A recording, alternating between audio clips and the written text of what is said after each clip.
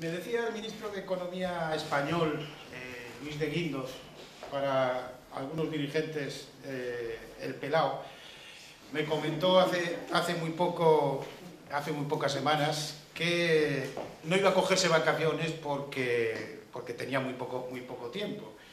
Y muy poco tiempo para dejar el despacho, para dejar el teléfono, y que evidentemente irse a jugar al tenis, que es lo que le gusta.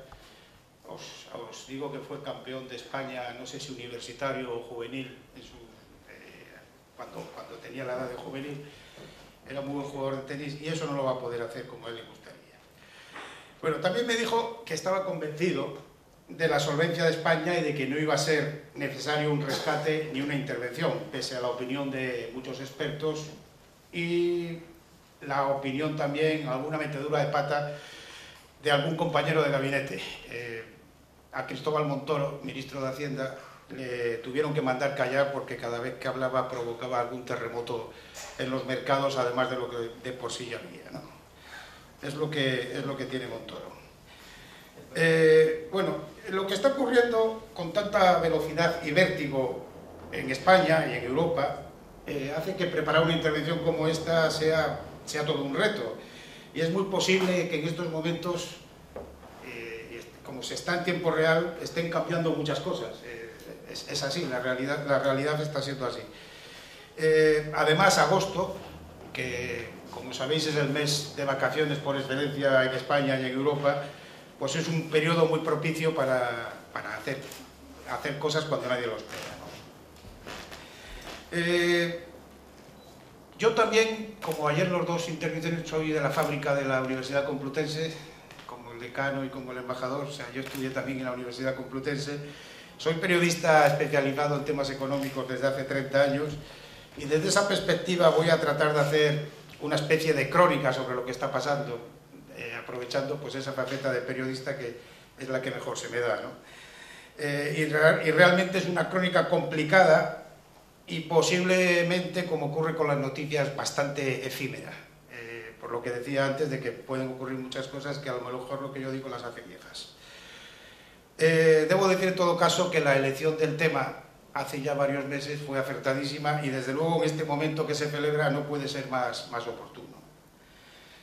Me ha dado por comparar esta conferencia, esta situación con una obra de teatro y con permiso de Calderón de la Barca, que en su día escribió El Gran Teatro del Mundo. Yo lo he titulado El Gran Teatro de Europa, en el que el viejo continente es el escenario y su trama está dividida en varios actos. Algunos de esos actos ya se ha escrito y otros todavía están por escribir, posiblemente en breves fechas. El elenco de protagonistas está encabezado por Angela Merkel. Junto a ella están François Hollande, sustituto sobre la marcha en el teatro de Nicolas Sarkozy, que se tuvo que retirar por razones que todos sabemos. Mario Monti, Mario Draghi, que también sustituyó a Jean-Claude Trichet. Herman Van Rompuy, Mariano Rajoy y su asistente Luis de Guindos, que también tiene un papel bastante destacado.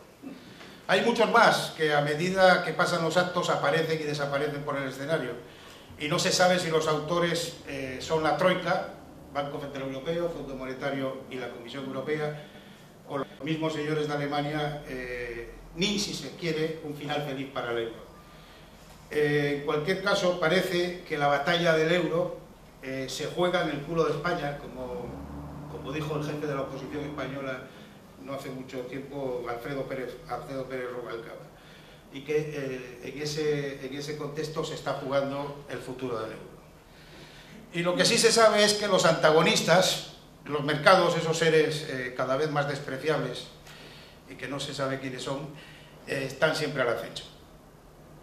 Como toda obra tiene planteamiento, nudo y desenlace. En estos momentos estamos en medio del nudo, que es muy enrevesado y comienza cuando la crisis mundial se extiende a Europa y destapa una serie de problemas en la Unión Europea que vive, sin ninguna duda, el peor momento de identidad de su historia, con varias economías intervenidas o semi-intervenidas, un futuro complicado que afecta principalmente a la moneda única, que es el gran hito de la Unión, y España, que es una de esas economías débiles la presión obliga a aprobar medidas de salvación de enorme calado que hacen que España no se tenga que salir por el foro, siguiendo con las comparaciones teatrales. Decía que España, que es la cuarta economía de la eurozona, la quinta de la Unión Europea, incluyendo a Gran Bretaña, si cae provocaría un efecto dominó inevitable y por eso evitar que eso ocurra, que se salga del euro, pues es imprescindible, parece, ¿no? Italia, que es la tercera, por delante de España, está en una situación parecida y sobre los dos países pende esa espada de Damocles y que es si tienen que acudir o no acudir al fondo de rescate o si son rescatados ambos, tal como dejó claro el presidente del Banco Central Europeo, Mario Draghi, recientemente, el pasado jueves, echando un jarro de agua fría o si se quiere un jarro de agua hirviendo, que yo creo que es peor, sobre las expectativas que él mismo había generado días atrás de que la institución iba a comprar deuda. Dijo, el BCE hará todo lo necesario para sostener el euro y créanme, será suficiente. Ese créanme será suficiente había levantado unas expectativas enormes de que las cosas se estaban aliviando para España y para Italia, y los mercados reaccionaron muy positivamente. La prima de riesgo cayó pues casi 100 puntos y la bolsa se disparó 4 o 5%. Sin embargo, Draghi, supongo que sometido al poder alemán, exigió después que se siga controlando el déficit y continúen las reformas estructurales y el que quiera y cualquiera de los dos países que quiera que pida el rescate. Entramos así en un nuevo acto dentro del nudo teatral. Aunque parezca un juego de palabras, España y Europa vive una crisis de Estado y Europa y España viven en un estado de crisis. No se sabe qué va a pasar dentro de un minuto, como decía antes. La panorámica española es esta. La economía está en recesión. Tiene un déficit del 8,5% al cierre del año pasado, con unos objetivos de bajarlo al 6,3% este año. Estaba previsto un 5,3%, pero se ha dado un año más de gracia. La deuda pública se ha duplicado en 4 años, sin embargo cumple, está dentro de los criterios de Maastricht, pero se dispara y mucho con la deuda privada de las empresas y familias, que hace que la situación sea insostenible. Tiene un estado de las autonomías, de las comunidades autónomas, muy cuestionado por el excesivo gasto que han incurrido. Una reforma financiera en marcha, pero que tiene todavía muchos obstáculos y desperfectos por la herencia de las cajas de ahorro. Un stock de viviendas de 680.000 viviendas nuevas que no se venden y que son fruto de la burbuja inmobiliaria de la que podemos hablar luego, y tiene un desempleo que se acerca al 25%, más de 5 millones de parados, y que en el caso del empleo juvenil, esto es mucho más dramático, llega al 50%.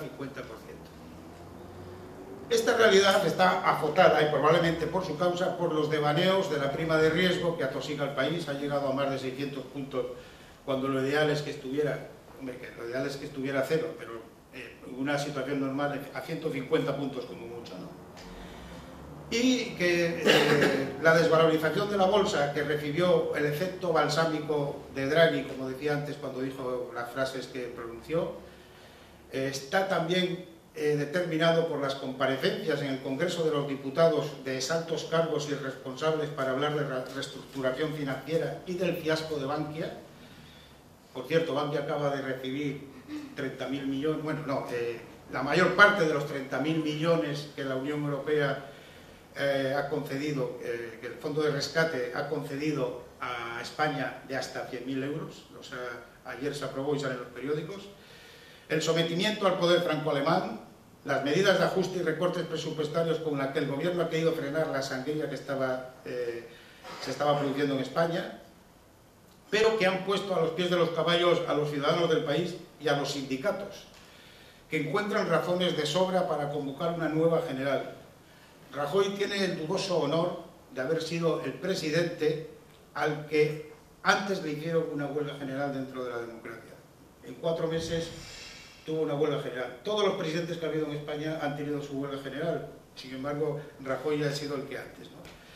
Por cierto, ayer el rey Juan Carlos tuvo una entrevista con los 2 secretarios generales de los sindicatos, Ignacio Fernández Toso y Cándido Méndez, de UGT y Comisiones Obreras, mejor dicho, de Comisiones Obreras y UGT, para hablar de la situación. Habían pasado 2 años y medio sin que el rey recibiera a los sindicatos. Eso muestra la importancia que está teniendo la situación. Los sindicatos le explicaron al rey que quieren que se haga un referéndum para aprobar las medidas que ha aprobado el gobierno de Rajoy, y que si no cambia esto, pues volverán a convocar una huelga general, como digo. El temor de que haya una intervención o un rescate en toda regla cualquier día de estos, por tanto, es fundado pese a lo que diga Luis de Guindos. Al salir de Madrid, el sábado pasado era de lo que más se hablaba, y sobre todo después del Consejo del Banco Central Europeo del jueves. Pero antes de entrar en el caso particular de España, que desde luego da para mucho, la deriva teatral lleva a centrarse en el entorno europeo y el de la Unión Monetaria. Durante algún tiempo todo el mundo fue feliz en Europa, estoy hablando de los últimos 10 años. En el sur de Europa, las descomunales burbujas inmobiliarias hicieron crecer el empleo en la construcción, aun cuando el sector industrial se volvía cada vez menos competitivo. Mientras tanto, la economía alemana, que había estado languideciendo, se reanimó gracias al rápido aumento de las exportaciones a estos países del sur que contaban con burbujas especulativas. Parecía que el euro estaba funcionando.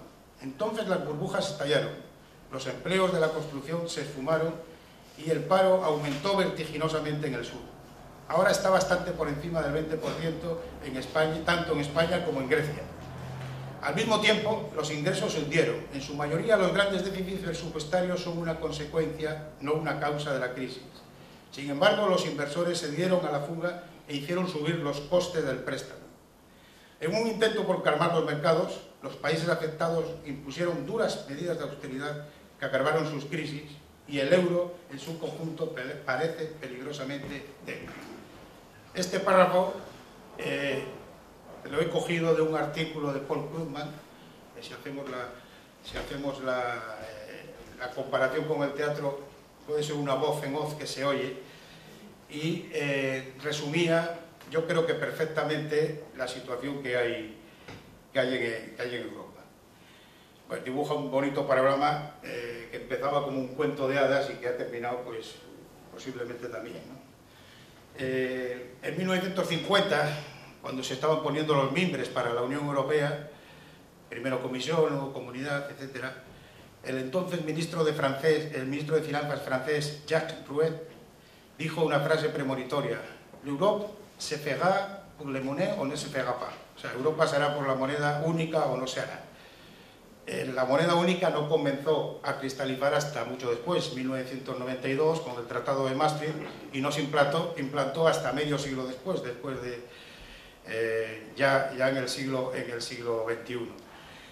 Difícilmente podía pensar pasar por la cabeza del ministro de Finanzas francés de 1950 que las finanzas públicas europeas iban a estar tan deterioradas como están ahora, y que aquella moneda única que vaticinaba iba a estar en la picota a los 10 años de crearse por una crisis de algunos países periféricos como Grecia, Portugal, Irlanda, España e Italia, los llamados PIC, por sus siglas en inglés, que alguien inventó despectivamente para esos países, y que amenazan con contagiar a la Europa fuerte. Un fracaso del euro no solo causaría problemas económicos, sería un golpe para el proyecto europeo de forma inconmensurable. Esa especie de espejismo a la que se refería Krugman se debió seguramente a unos fallos de estructura que estaban ocultos por la euforia económica que se vivía.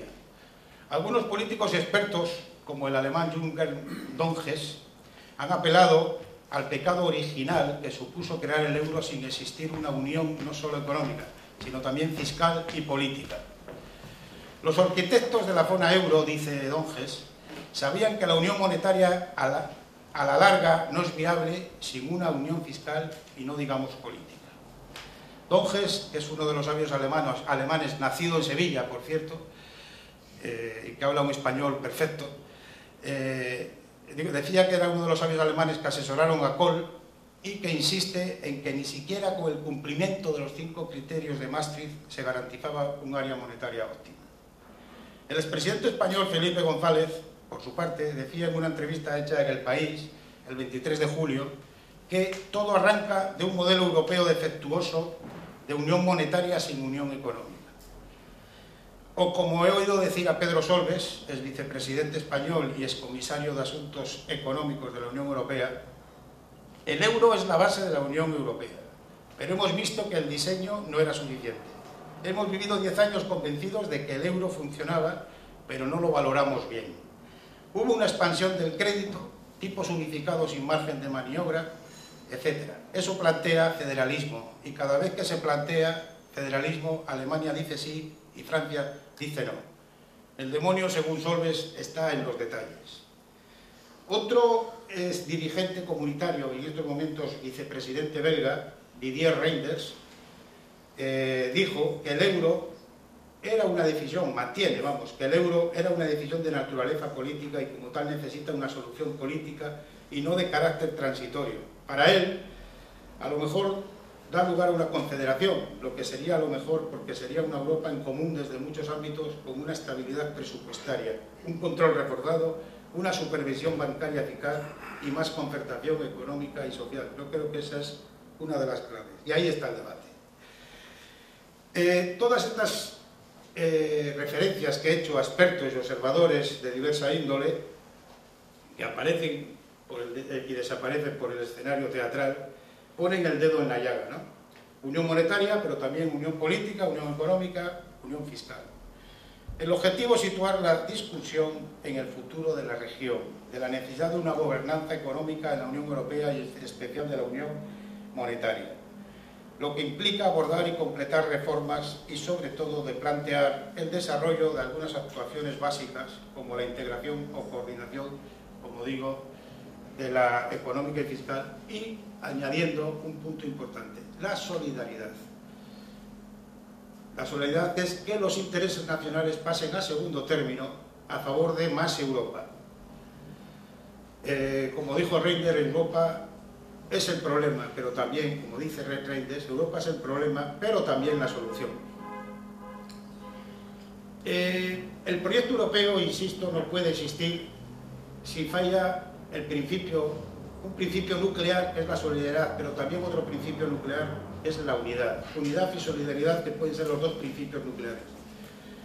Pero el problema es que vivimos en una divergencia sistemática y no una convergencia como decían los criterios de Maastricht, criterios de convergencia, ¿no? Recojo una reflexión del anterior secretario de Estado para la Unión Europea, con el gobierno de Zapatero, Diego López Garrido, que me pareció muy interesante. Subraya que la Unión Europea se mantiene porque respondió a desafíos muy grandes. Guerra mundial, caída del muro, ampliación al este, desafíos muy grandes. Pero si ahora no responde a este nuevo, que posiblemente sea tan importante, bueno, posiblemente, que es tan importante como los otros, sobre todo porque se está jugando una moneda única, que era el objetivo inicial, no pervivirá.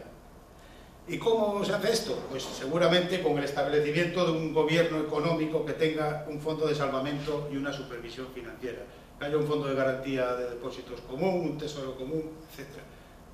Una cosa, a mi juicio, bastante harto difícil.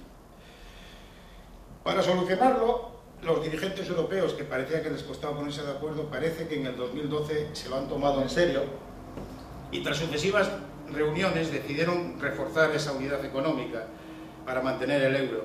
El debate se resumió en 3 acuerdos básicos que se encargaron a Van Rompuy, el presidente del Consejo Europeo, y que son complementarios. Por un lado, el Pacto Europlus, para fortalecer la competitividad y capacidad de crecimiento de la economía del euro.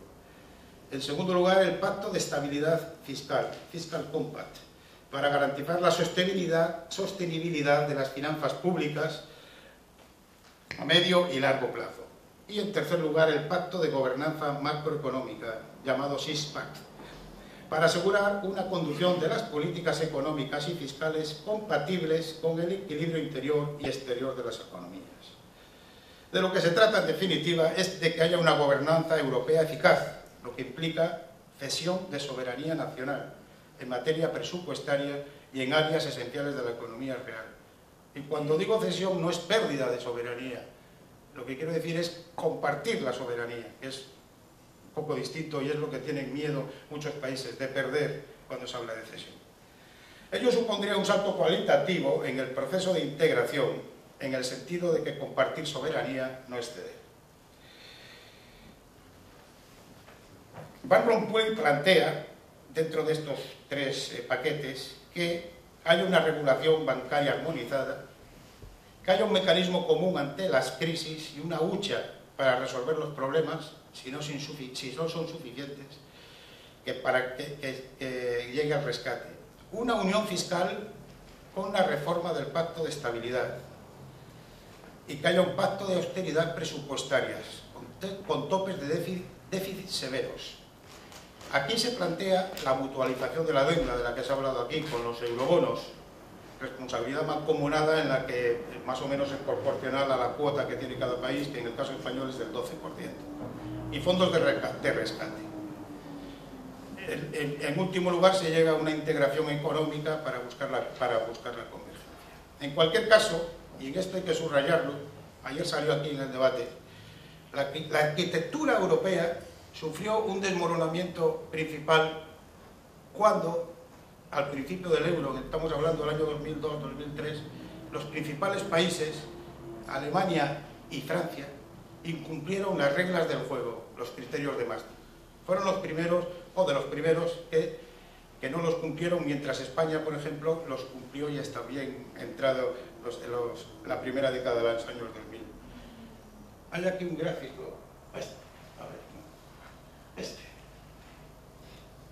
y en este gráfico, que está elaborado como veis, por José Manuel Campa, es secretario de Estado de Economía en el gobierno anterior, se ve la parte roja son los incumplimientos, la parte blanca son los cumplimientos. Bueno, Finlandia y Luxemburgo, que viven en otra galaxia, pues están muy bien.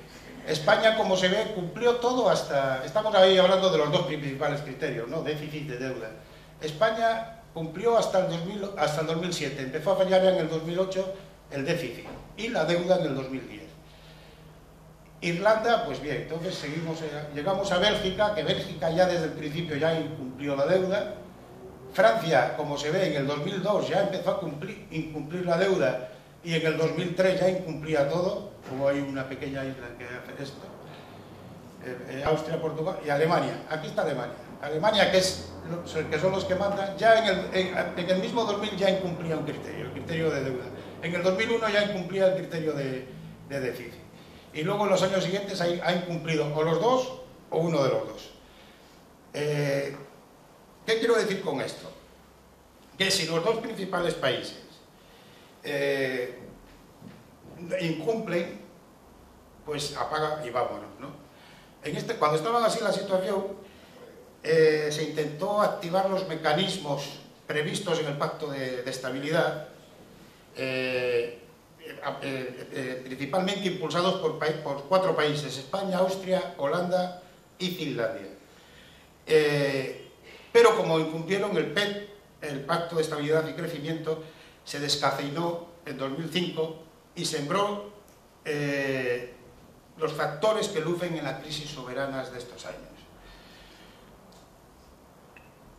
Bien, después de esto, los gobiernos eliminaron los dos principios constitutivos de la eurozona: prohibición de perder rescates fiscales y de que el BCE financiara los déficits, y el BCE, el Banco Central Europeo, se convirtió en una especie de taller de reparación, mientras los bancos advertían del peligro que corría la zona euro si no se socorría a los países endeudados, encubriendo que en verdad se trataba de proteger a sus accionistas. En conclusión, parece que es verdad lo que se hablaba antes del pecado original en la construcción del euro. La crisis de la deuda soberana en Europa ha puesto de manifiesto que tuvo un grave defecto, y es que era ingenuo confiar en que los gobiernos de los países integrantes aplicarían políticas económicas coordinadas por el interés de todos los socios.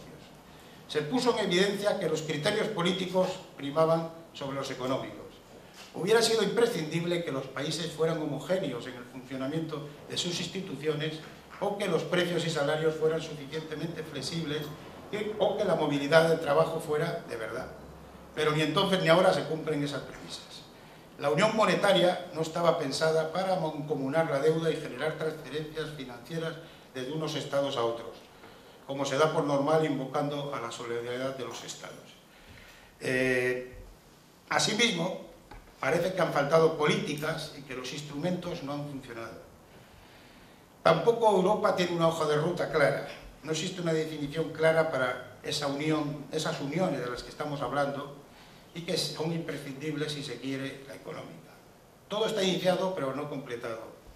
Subrayo lo del pecado original, porque se hicieron las cosas quizá empezando por el tejado y no por la base.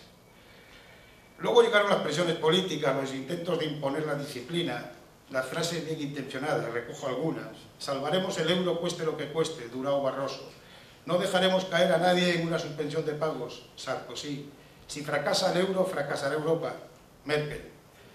Unas frases grandilocuentes, si se quiere, y que para muchos expertos era una invitación a que los gobiernos irresponsables se abocaran al chantaje.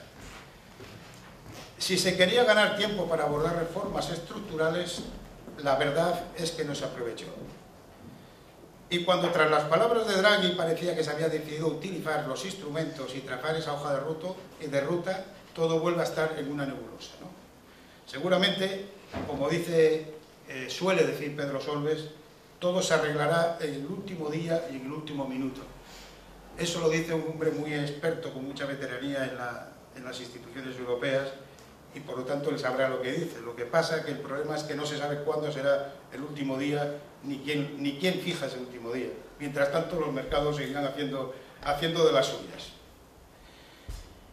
Y aquí aparece, de nuevo, entramos en otro acto en el que aparece de nuevo España, donde el gobierno de Zapatero, después de negar varias crisis, como hizo San Pedro, comenzó con retraso las políticas de saneamiento y con poca contundencia. España había vivido una larga exuberancia financiera por culpa de la burbuja inmobiliaria, que comenzó Aznar y su ministro de Economía, Rodrigo Rato, cuyo secretario de Estado, o sea, su segundo, fue precisamente Luis de Guindos, durante los años en que Rodrigo Rato era ministro, y continuó con Zapatero, hasta que estalló el sistema financiero mundial e hizo bajar de la nube a los gobiernos que vivían en ese mundo imaginario, y contagiaron a los bancos, que daban créditos por todos los lados y muy baratos. En fin, visto a toro pasado, que siempre es lo más fácil, un verdadero desbarajuste. La contundencia que le faltó a Zapatero, quizá por su ingenuidad, le ha sobrado quizá también a su sustituto. El presidente del gobierno español, Mariano Rajoy, atosigado por los datos del Fondo Monetario Internacional recientes que aumentaban la duración de la recesión en España, compareció el 11 de julio en el Congreso de los Diputados para anunciar un paquete de medidas con el objetivo de cumplir con las exigencias de Bruselas. Entre ellas destacaban la subida del IVA, la supresión de la paga de Navidad de los funcionarios y de sus días libres, los llamados moscosos. Se llaman moscosos, supongo que los que estáis aquí españoles lo sabéis, y los que no lo sepáis es por el apellido del ministro que instauró esto en tiempos de Felipe González, estos días a cambio de otros compromisos. Era Juan Moscoso, ¿no? No recuerdo bien el nombre, vamos, se apellidaba Moscoso. La reducción del subsidio de paro y de la deducción de la vivienda, también de la reducción de los concejales, así como la racionalización de las administraciones públicas, entre otras muchas cosas. El ajuste se cuantificó en 65.000 millones de euros y supone un cambio radical en el panorama económico español. Y todo adornado con un plan de rescate a la banca que se eleva hasta un total de 100.000 millones de euros, de los que 30.000 ya han sido liberados, de los que hablábamos antes en el caso de Bankia. Nada logró, sin embargo, que frenar la prima de riesgo, que hasta hace unos meses era desconocida para la mayor parte de los españoles. De repente supieron que había aparecido una prima que no sabía de dónde había venido, pero ya la gente está muy familiarizada con ella. La dictadura de los mercados seguía con virulencia. Se oye por ahí, además, que las necesidades de financiación llegan hasta 350.000 millones de euros, es decir, 250.000 millones más de los que se ha dado a la banca, y que es nada más y nada menos que el 35% del PIB español, casi nada. El 23 de julio, siguiendo un poco por cronología, Luis de Guindos salió al escenario, en este caso el Congreso de los Diputados, donde compareció a petición propia en un día en que la prima había llegado a un récord, llegando a 642 puntos de prima de riesgo sobre la alemana, para asegurar por parte de Guindos que España era solvente y que no habría rescate alguno. Yo creo que la actitud del ministro estaba obligado a ello, pero es encomiable, quizá confiado las promesas de su colega alemán Wolfgang Schäuble de que España no será Grecia y que devolverá el dinero prestado pronto. Ese mismo día aparecía la entrevista a la que me he referido en mi periódico con Felipe González. Felipe González, que es uno de los pocos que siguen teniendo crédito en aquel país, y como tiene todo el pescado vendido, ya dice las cosas, las verdades sin vuelta alguna. Por lo menos lo intenta.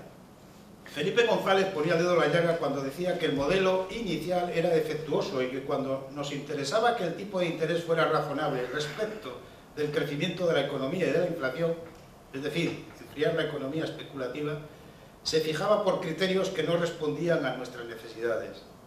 Y el Banco Central Europeo alimentó el incendio, dice Felipe González, que estábamos montando en España. Es posible que se hubiera podido corregir la deriva desde instancias europeas, como había ocurrido también con otros países debilitados. Felipe González, como muchos otros han hecho estos días en Europa, ponía el ejemplo de California, California sería la séptima o octava economía del mundo si fuera independiente, y que si estuviera en Europa estaría en una situación parecida a España, o si no había sido intervenida ya. O también se ha puesto el ejemplo de Florida, otro estado de Estados Unidos, que tuvo un boom inmobiliario parecido a España. Pero como los dos, California y Florida, estaban bajo el paraguas de la Reserva Federal, se han salvado, pudiendo financiar su deuda con préstamos muy bajos. No podemos hablar así de los países europeos, como España, que con más de 600 puntos, o Italia con 500, tienen que financiarse de una forma muy cara. Y eso es porque el Banco Central, yo creo, no actúa como un banco central, al mismo tiempo que impide que otros bancos centrales de los países de los que estamos hablando tampoco puedan hacerlo. En España, las medidas de Rajoy respondían a una amenaza clara de Bruselas-Berlín o Berlín-Bruselas. El orden se puede poner como yo pondría primero Berlín, para evitar un rescate, que en cualquier caso, y vístase como se vista, parece haberse realizado. Las decisiones del gobierno de aquel día fueron la respuesta a unas imposiciones externas como contrapartidas a los apoyos financieros, y que no son muy distintas a los rescates que ha habido en otros países de la zona. Otra diferencia está en la condicionalidad impuesta al sector bancario español y que deja muy poco margen de maniobra a las autoridades reguladoras españolas, y posiblemente exige una redefinición de las competencias del Banco de España y el gobierno, porque al final será la troika la que supervise el cumplimiento de los bancos y del país una vez al trimestre. Y es que, claro, quien pone 100.000 millones de euros con condiciones ventajosas tiene todo el derecho del mundo para intervenir en el funcionamiento del sistema bancario. En cualquier caso, si todo se cumple sobre lo previsto, el sistema español quedará mejor capitalizado que la media europea, que también ha recibido ayudas. Voy a volver a... Esto es importante. He seleccionado 6 o 7 gráficos que me parecían interesantes porque apoyan muy bien esto. Estos son los bancos que fueron intervenidos en los distintos países, es decir, en Estados Unidos, Irlanda, Reino Unido, Alemania, Bélgica, Holanda y Francia. Es decir, tampoco es que se salvaran de la quema. Y estas son las ayudas públicas al sector financiero por países. O es Irlanda la más alta, España está aquí al final, es el 13% sobre el PIB. En fin, están los datos que definen cómo está la situación.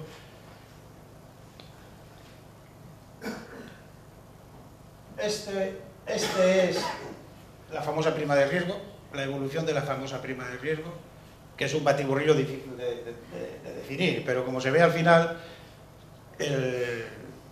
se disparan las de Portugal, España, Italia, Irlanda, Grecia, tal. Pero desde el año 2000, podemos decir que del año 2000 hasta el 2009, pues prácticamente todas están en una banda que no supera los 200 puntos.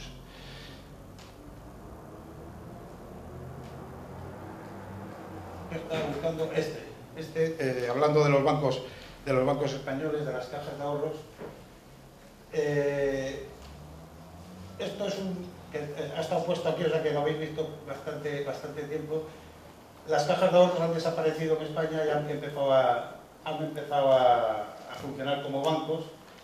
Y pues la mayor, quitando las dos últimas, Ontenien y Pollensa, que son mínimas, suponen prácticamente, ahí lo pone, 0,07 del total y 0,03.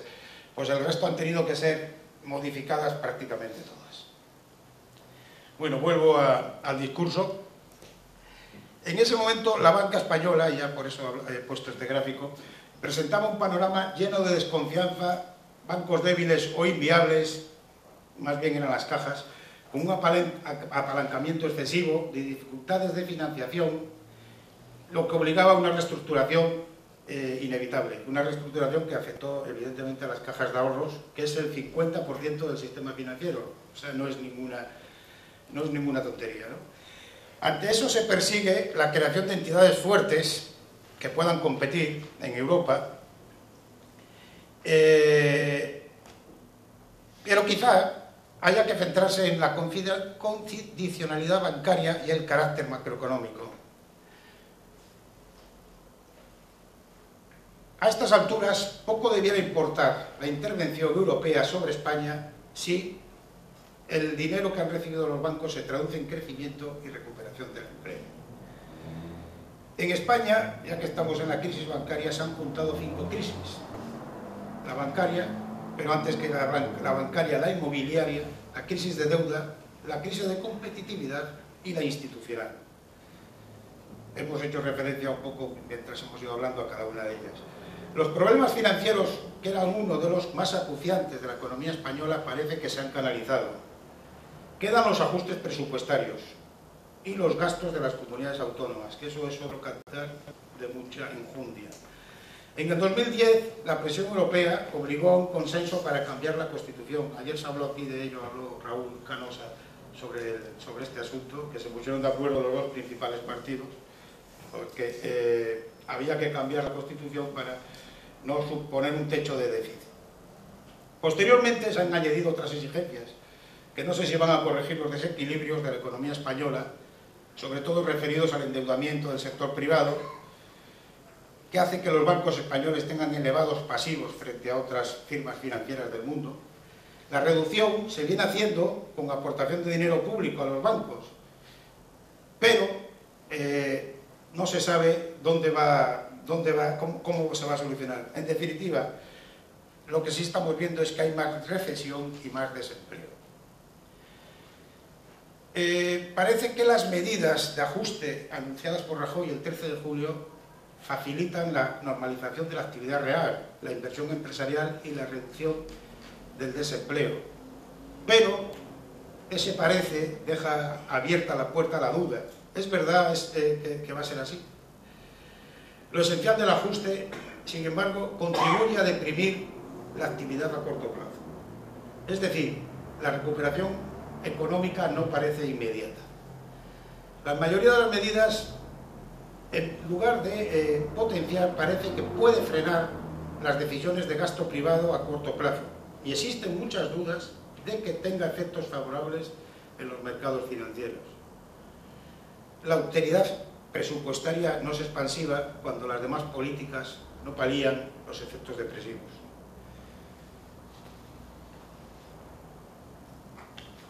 España puede necesitar un rescate, es verdad, pero el rescate no puede ceñirse a una serie de medidas restrictivas que ahoguen aún más nuestra economía. Debe incorporar un plan de recuperación y reindustrialización, dar un giro exterior, exportar más y atraer inversión extranjera.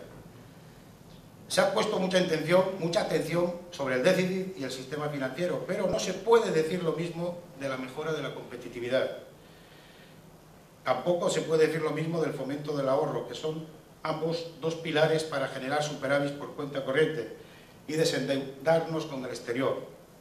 No se ha hablado de la estabilidad del marco jurídico y fiscal que estimula la inversión y crea empleo. Se necesita una reducción drástica del gasto público institucional. Además, será necesario un plan de choque con el Banco Europeo de Inversiones para financiar el saneamiento de los excesos de capacidad de sectores industrializados, para sectores industriales que ya están viejos para orientarlos a proyectos productivos.